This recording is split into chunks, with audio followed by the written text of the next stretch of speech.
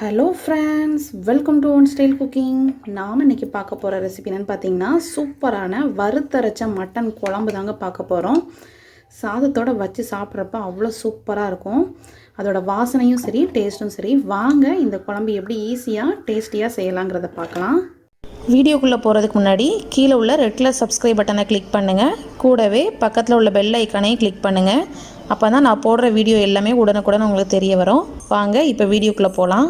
இப்போ வறுத்தரைச்ச மட்டன் குழம்பு பண்ணுறதுக்கு ஃபஸ்ட்டு ஒரு பேனில் கொஞ்சமாக ஆயில் சேர்த்துக்கோங்க.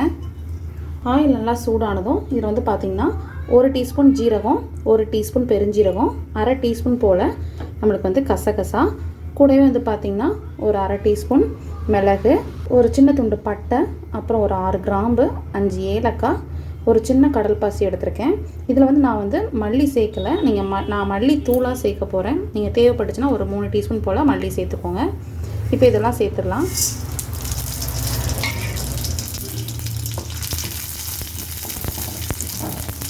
இப்போ எல்லாம் சேர்த்து அடுப்பை லோ ஃப்ளேமில் வச்சு லைட்டாக வறுத்துக்கோங்க. கலர் வந்து சேஞ்ச் ஆகிடக்கூடாது. இது கூடவே ஒரு பெரிய வெங்காயத்தை நல்லா மெல்லிசாக நறுக்கி வச்சுருக்கேன். அதையும் சேர்த்துக்கலாம். இதையும் சேர்த்து நல்லா வதக்கிக்கோங்க. வெங்காயம் வந்து நல்லா வதங்கணும்.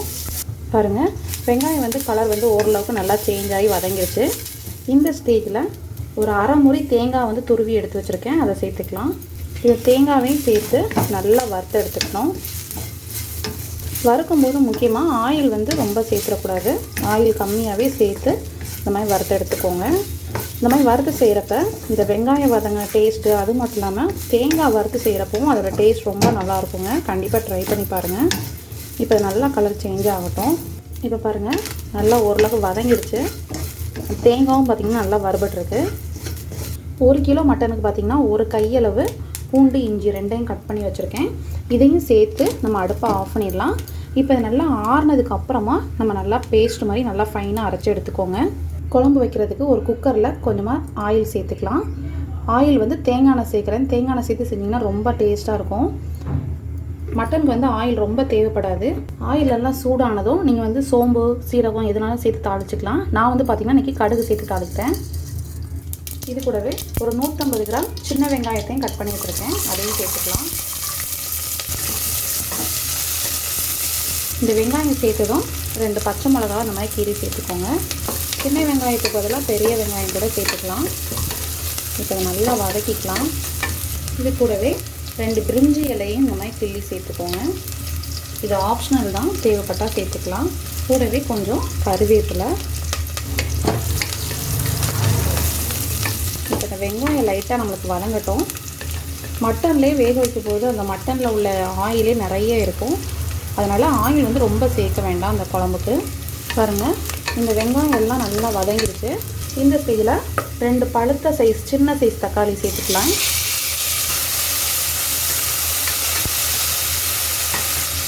தக்காளி சேர்த்து மிக்ஸ் பண்ணிவிட்டு கொஞ்சமாக உப்பு சேர்த்துக்கோங்க. தக்காளி சீக்கிரம் வதங்குறதுக்காக. இதையும் சேர்த்து நல்லா கிளறி விட்டுக்கோங்க. இப்போ இந்த தக்காளி நல்லா மேஷ் ஆகிற கன்சிஸ்டன்சிக்கு நல்லா வதங்கட்டும். அது வரைக்கும் நம்ம மூடி வச்சிடலாம். தக்காளி வந்து நல்லா வதங்கிடுச்சு. நல்லா மேஷ் பண்ணி எடுத்துக்கோங்க. இந்த மாதிரி நல்லா மேஷ் பண்ணி எடுத்தாச்சு. இந்த ஸ்டேஜில் நான் ஏற்கனவே அரைச்சி வச்சுருந்த பேஸ்ட்டையும் சேர்த்துக்கிறேன். நம்ம வறுத்து அரைச்சி வச்சோம்ல அந்த பேஸ்ட்டு. இப்போ இதை சேர்த்து நல்லா மிக்ஸ் பண்ணிக்கலாம். இஞ்சி பூண்டு பேஸ்ட்டெல்லாம் நம்ம ராவாக சேர்த்ததுனால கொஞ்சம் நல்லா மிக்ஸ் பண்ணிக்கோங்க. அது நல்லா வதங்கணும். இதுக்கு மசாலா வந்து பார்த்திங்கன்னா நான் மல்லி வந்து சேர்க்கலை, பவுடராக சேர்க்க போகிறேன். ஒரு 3 டீஸ்பூன் கிட்ட பவுடராக சேர்த்துக்குவேன். அதே மாதிரி காரமும் உங்களுக்கு ஏற்றால சேர்த்துக்கோங்க. நான் வந்து ஒரு 2 டீஸ்பூன் போல் சேர்த்துக்கிறேன். இப்போ இது எல்லாம் சேர்த்து நல்லா மிக்ஸ் பண்ணிக்கலாம். இன்றைக்கி நான் வந்து பார்த்திங்கன்னா 1 கிலோ மட்டன் எடுத்து நல்லா வேக வச்சு எடுத்து வச்சுருக்கேன். அந்த வேக வச்ச தண்ணியோடு சேர்த்து இந்த மட்டனையும் ஆட் பண்ணுறேன். மட்டன் வேக வைக்கும் போதே உப்பு, மஞ்சள் சேர்த்து லைட்டாக வேக வச்சு எடுத்து வச்சுருக்கேன். ஒரு 7 விசில் எடுத்து வச்சுருக்கேன். நீங்கள் வாங்குகிற மட்டனை பொறுத்து நீங்கள் வேக வச்சு எடுத்துக்கோங்க.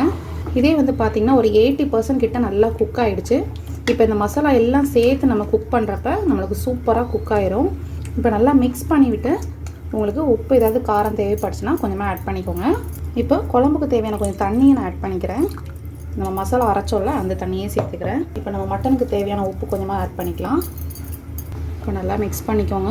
இதுக்கு வந்து கரம் மசாலா எதுவுமே ஆட் பண்ணணும்னு அவசியம் இல்லை, தேவைப்பட்டால் கொஞ்சமாக ஆட் பண்ணிக்கலாம். ஏன்னா நம்ம ஏற்கனவே வதக்கி தான் எல்லாம் செஞ்சுருக்கோம். இன்றைக்கி நான் எக்ஸ்ட்ராவாக ஒரு டீஸ்பூன் மட்டும் கரம் மசாலா சேர்த்துக்கிறேன். நீங்கள் மட்டன் மசாலா இல்லை வீட்லேயே ஹோம்மேட் மசாலா கூட ஆட் பண்ணிக்கலாம். இந்தளவு சேர்த்துக்கிட்டால் போதும். இப்போ எல்லாம் சேர்த்து நல்லா மிக்ஸ் பண்ணி இது குக்கர் மூடி நான் ஒரு விசில் தான் வைக்க போகிறேன். ஏன்னா மட்டன் நல்லா வெந்துடுச்சு. இதுக்கு மேலே ரொம்ப வெந்தால் நல்லா இருக்காது.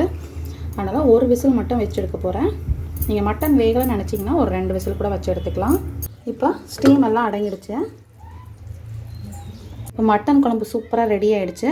ஃபைனலாக கொஞ்சமாக கொத்தமல்லியிலே தூவி நம்ம அப்புறம் பரிமாறிடலாம். இப்போ நல்லா மிக்ஸ் பண்ணி விட்டுக்கோங்க. ரொம்பவே சூப்பரான வறுத்தரைச்ச மட்டன் குழம்பு ரெடி ஆகிடுச்சு. கண்டிப்பாக நீங்களும் இந்த ரெசிபி ட்ரை பண்ணி பாருங்கள். இந்த ரெசிபி பிடிச்சிருந்துச்சுன்னா நம்ம சேனலை லைக் பண்ணுங்கள், ஷேர் பண்ணுங்கள், சப்ஸ்கிரைப் பண்ணுங்கள். மறக்காமல் இந்த வீடியோ பற்றின கமெண்ட்ஸையும் கமெண்ட் பாக்ஸில் டைப் பண்ணுங்கள். நெக்ஸ்ட் ஒரு சூப்பரான ஒரு வீடியோவில் மீட் பண்ணுறேன். தேங்க்யூ.